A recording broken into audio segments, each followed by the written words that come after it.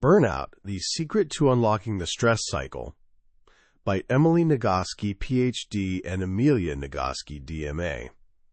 Picture this. A middle school teacher named Julie gets asked the everyday question, "How are you?"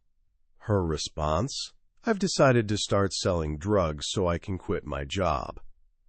She was joking, sort of. It was just days before the new school year, and her dread had gotten so intense that she found herself reaching for wine before the afternoon even started. Overwhelmed, exhausted by her endless to-do list, yet somehow still convinced she wasn't doing enough. Sound familiar? This feeling is the quiet epidemic sweeping through our lives. We call it burnout. And here's the kicker. Most of us think it's our fault. We tell ourselves, if only I tried harder, got more organized, drank those green smoothies, meditated more, then I could fix this. But what if burnout isn't a personal failure at all? What if we've just been completely misunderstanding how our bodies and minds actually work? Today we're diving into a game-changing book called Burnout, The Secret to Unlocking the Stress Cycle, written by two brilliant sisters, Emily Nagoski, a health educator with a Ph.D., and Amelia Nagoski, a professional choral conductor with a doctorate in musical arts. This isn't your typical self-help book full of bubble baths and gratitude journals. This is science-backed wisdom that reveals a fundamental secret about stress, one that can genuinely transform how you navigate modern life's pressures. The authors make a bold promise. The problem isn't the stress in your life. The problem is getting stuck in it. By the end of our time together, you'll understand the crucial distinction most of us miss our entire lives. You'll learn that dealing with the things that cause stress is completely separate from dealing with the stress itself. Understanding that difference is the key to unlocking the stress cycle and ultimately reclaiming your energy, your joy, and your life. Because wellness isn't a state you achieve. It's an action you take every single day. Let's start with a simple but mind-blowing idea at the heart of this book.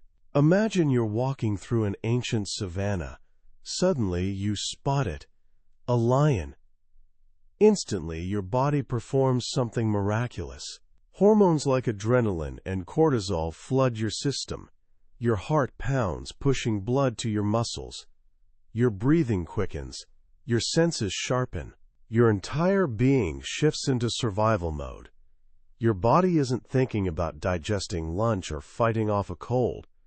It's preparing you to either fight or, more wisely, run. So you run. You sprint as fast as possible back to the safety of your village. Your friends see you coming, grab their spears, and together you fight off the lion. You survive. You celebrate. You take a deep, shuddering breath of relief, surrounded by people you love.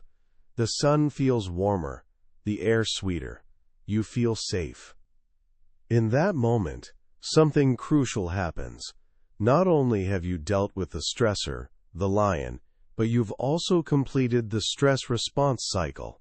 Your body has physically done what it was preparing to do. It ran, it fought, and now it knows the threat is gone. It can return to rest and recovery. Now fast forward to the 21st century. The lion today isn't a predator in the grass. It's an infuriating email from your boss, a stack of bills on the counter, a difficult conversation with someone you care about, or simply the relentless pressure of a never-ending to-do list. When these things happen, your body reacts the same way it did to the lion. That same flood of stress hormones courses through you. But here's the problem. You can't run from your inbox. You can't physically fight a looming deadline. Instead, you sit at your desk, smile politely in a tense meeting, and swallow the stress. You might deal with the stressor, answer the email, pay the bills, finish the project. You might even solve the problem completely. But your body is still revved up, flooded with stress chemicals, waiting for the signal that you're safe. And this is the secret, the central idea of burnout. Dealing with your stressors is separate from dealing with the stress itself. Just because the lion is gone doesn't mean the stress cycle is complete. If lightning had struck the lion, the threat would be over, but your heart would still be hammering. Your body would still be screaming, "Run!" To your nervous system, stress is just a cloud of physiological activation that needs discharge. Until you do something that signals to your body you've survived the threat, you remain stuck in the middle of that cycle. When this happens day after day, unresolved stress accumulates. It's like leaving a fire hose on inside your arteries, slowly wearing them down.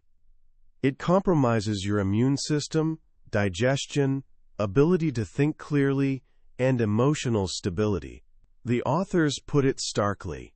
In our modern world, the stress itself will often kill you faster than the stressor will. So if solving the problem doesn't solve the stress, what does? How do we complete the cycle? The answer is beautifully simple. You have to speak your body's language, and its language is action. The single most efficient way to complete the stress response cycle is through physical activity. This doesn't mean running a marathon. It can be dancing in your living room for 20 minutes, going for a brisk walk, swimming, or even just standing up, tensing every muscle for 20 seconds, then releasing with a huge exhale. Physical movement tells your brain, "I survived the threat. I'm safe now." It burns off stress chemicals and allows your body to return to rest. This is why exercise is so universally recommended for stress management, not just because it's good for you, but because it's the biological mechanism for signaling safety to your nervous system. But movement isn't the only way. The authors offer a toolbox of other evidence-based strategies. One is breathing. Deep, slow breaths, especially with a long, complete exhale, down-regulate the stress response. It's a simple, gentle way to tell your body it's okay to relax. Another is positive social interaction. Something as simple as complimenting a stranger's earrings or sharing a friendly word with a barista signals to your brain that the world is, for the most part, safe and sane. Laughter, real, deep, helpless belly laughs, is another powerful tool. It's an ancient evolutionary system mammals use to regulate emotions and form social bonds. Affection is also profoundly effective. A warm, 20-second hug with someone you trust can change your hormone levels, lower your heart rate, and tell your body you've made it back to the safety of your tribe. Relationship researcher John Gottman suggests a 6-second kiss every day for the same reason. It's long enough to require you to stop and connect, reminding your body you're safe and loved. Sometimes the answer is a big cry. Crying isn't weakness. It's a physiological process. When you feel that wave of emotion and let it move through you, you're completing the cycle. You might not have changed the situation, but you've discharged the stress. And finally, there's creative expression. Painting, writing, playing music. These activities create a safe container for big emotions, allowing you to move through the tunnel of feelings and emerge on the other side. All these strategies have one thing in common: their actions. Completing the cycle isn't an intellectual decision. You can't just tell yourself, "I'm calm now." You have to do something that allows your body to make that physiological shift from threat to safety. This simple, powerful idea that you must complete the stress cycle is the first major key the book gives us. But, as we all know, life is filled with more than just fleeting moments of stress. Sometimes we face long-term frustrations and seemingly impossible goals. This brings us to the second key idea: understanding what the authors call the monitor. Imagine your brain has a little manager inside, a monitor, whose job is tracking your goals. It knows where you are, where you want to go, and has strong opinions about how much effort it should take to get there. Think about driving to the mall. Your monitor expects it to take about 20 minutes. If you hit all green lights and get there in 15, you feel great. Less effort, more progress. Satisfied monitor. But if you get stuck in traffic and 20 minutes later you're only halfway there, you start feeling frustrated, then angry. High effort, little progress. Enraged monitor. If you sit there long enough, something shifts. Your monitor switches its assessment from attainable to unattainable, and you fall off an emotional cliff into a pit of despair. You feel helpless, hopeless. You just want to go home. That feeling of wanting to lie face down on the floor, that's the pit of despair. For women, this chasm between where we are and where the world tells us we should be can feel enormous. We should have a perfect career, tidy home, happy children, and a flawless body. When our progress feels impossibly slow or effortful, our monitor goes into overdrive, leading to frustration and eventually that helpless despair. So how do we manage this? The authors give us two powerful strategies. The first is planful problem solving. This is for stressors you can control. You analyze the problem, make a plan, and execute it. If you're stuck in traffic, use GPS to find a new route. This is the logic of to-do lists, calendars, and budgets. But what about things you can't control? The difficult boss, systemic injustice, the fact that you'll inevitably fail sometimes on the path to a big goal. For these, we need the second strategy, positive reappraisal. This isn't just looking on the bright side. It's recognizing that the struggle itself has value. It's understanding that difficulty is often an opportunity for growth and learning. Research shows we often learn more and create better solutions when things are a little difficult. Students remember more from text printed in slightly hard-to-read fonts. Our muscles grow stronger only when we challenge them with effort. Positive reappraisal is about reframing struggle not as failure, but as a necessary part of becoming stronger. But there's another piece to managing our monitor, adjusting its expectations. Sometimes the most powerful thing we can do is redefine winning. If your goal is perfection, in your work, parenting, life, you're setting yourself up for failure because perfection is impossible. Instead, the authors suggest finding incremental goals that are soon, certain, positive, concrete, specific, and personal. Amelia, one of the authors and a conductor, tells a story about a grueling recording session. The goal was perfection, take after take, and the choir was burning out. So she proposed a new goal. Let's fill Andrew, the recording engineer, with joy. Suddenly, the energy shifted. The task became playful and achievable, and the frustration melted away. This leads us to a deeper, more challenging question underlying all our struggles with burnout. Why are we doing any of this in the first place? This is where the authors introduce the powerful concept of meaning. Meaning, they explain, isn't something you find at the end of a long journey. It's what sustains you on the journey. It's the feeling that your life matters in some larger sense.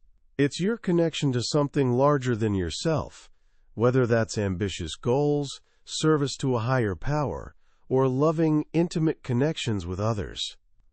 But for many women, the path to finding and living this meaning is blocked by a powerful cultural force the authors call human giver syndrome.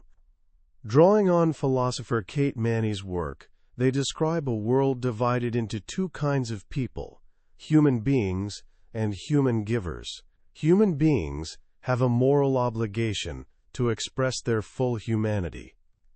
Human givers, on the other hand, have a moral obligation to give their full humanity, their time, attention, bodies, emotions, cheerfully and placidly to the human beings. Guess which one women are expected to be?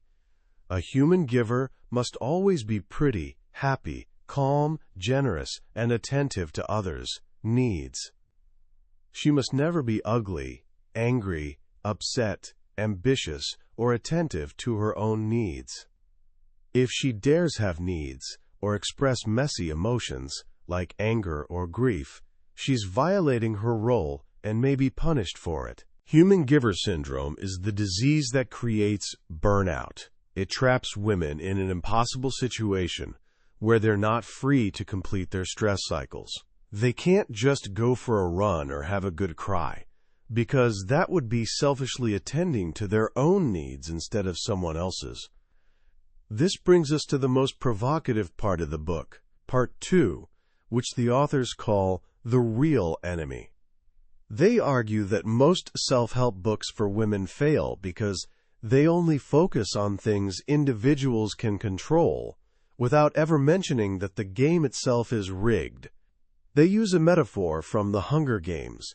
Katniss's mentor tells her to remember who the real enemy is. It's not the other children she's forced to fight. It's the system that created the game. For women experiencing burnout, the real enemy is a society built on foundations of patriarchy and human giver syndrome. The authors use research on rats to explain a concept called learned helplessness. When an animal is repeatedly put in a bad situation, it can't escape.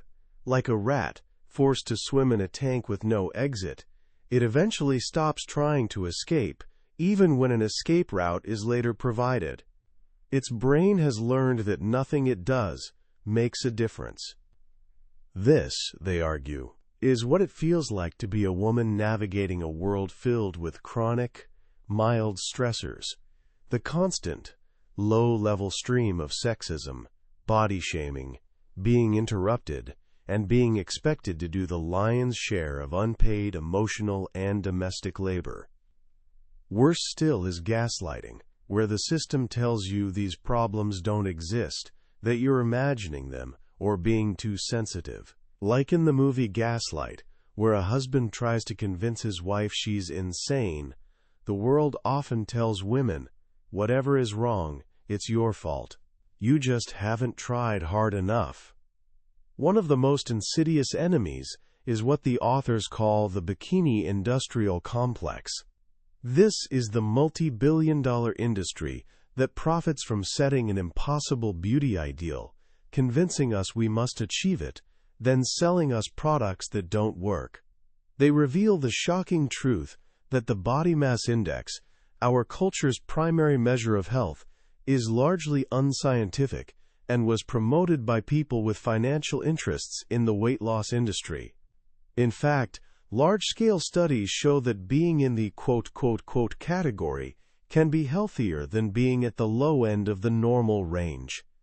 The stigma against fat is more dangerous to people's health than the fat itself. The message is clear: your body is not the enemy. The enemy is a culture that profits from making you believe your body is a problem to be solved. So if we're facing these huge systemic enemies, what can we possibly do? This is where the book brings all its wisdom together in the final section, Wax On, Wax Off, a reference to the Karate Kid. The solutions aren't grand, dramatic gestures. They're small, daily practices that, over time, help us grow mighty. The first practice is connection. Humans aren't built to be autonomous islands. We're biologically wired to connect. Connection isn't just a warm, fuzzy feeling. It's a biological necessity, as important as food and water. When we're with people we trust, our bodies literally co-regulate.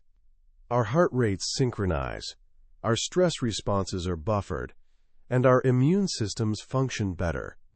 The authors call this safe space the bubble of love, built on trust and connected knowing, the ability to understand someone by stepping into their shoes rather than judging from a distance. Sadness, rage, and the feeling of not being enough are all forms of loneliness. The antidote is connection. The second practice is rest. Our culture worships exhaustion as a status symbol. But science is clear. Rest is what makes us stronger. It's not just about sleep. Our brains are designed to oscillate between focused work and rest. When your mind wanders, it's not being lazy. Your brain's default mode network is online, processing information and solving problems in the background. The authors deliver a startling number. On average, we need to spend 42% of our time, about 10 hours a day, on rest. This includes 8 hours of sleep opportunity, plus time for physical activity, mindful eating, and social connection. If you don't take the 42%, they warn, the 42% will take you, in the form of illness, injury, or breakdown. Getting the rest you need isn't self-indulgent, it's an act of resistance. The final practice, and perhaps the most profound, is self-compassion. Many of us live with a harsh inner critic, a mad woman in the attic, as the authors call her, borrowing from Jane Eyre. This is the part of us with the impossible job of bridging the gap between who we are and who human giver syndrome tells us we should be. She whips us with criticism and shame, believing this is the only way to motivate us. We resist self-compassion because we think we need the whip to achieve anything. But the authors argue the opposite is true. Self-compassion doesn't kill motivation. It fuels it with cleaner, more sustainable energy. The first step is to befriend your madwoman. Personify her, understand her fear and pain, and treat her with the same kindness you'd offer a struggling friend. This doesn't mean letting her run the show. It means acknowledging her, thanking her for trying to protect you, then gently reminding her that you, the adult, are in charge now. When you turn toward your own internal experience with this kindness, something revolutionary happens. The world doesn't have to change for you to begin healing. By being kind to yourself, you increase kindness in the world. You become a source of strength not just for yourself, but for everyone around you. In the end, Burnout isn't a book about achieving perpetual happiness. It's about finding joy. Happiness, the authors say, depends on what's happening around you. But joy arises from internal clarity about your purpose, a connection to something larger than yourself. And that joy isn't found in isolation. It's found in the mutual exchange of care and support among all of us. The cure for burnout isn't self-care. It's all of us caring for one another. As we wrap up our journey through Burnout, I keep coming back to that one idea that feels like a key turning in a lock that's been rusted shut for generations. The separation of the stressor from the stress. It's so simple, yet it reframes everything. For so long we've been taught that the path to peace is eliminating problems, getting to inbox zero, finishing the project, resolving the conflict. We believe that once the lion is gone, we should feel calm. And when we don't, we think something's wrong with us. We feel anxious about our anxiety, stressed about our stress. What Emily and Amelia Nagoski do so brilliantly is give us permission to feel the way we feel. They tell us our bodies aren't broken. They're simply responding to a threat and need our help to feel safe again. This shift from self-blame to self-compassion is the first step toward true wellness.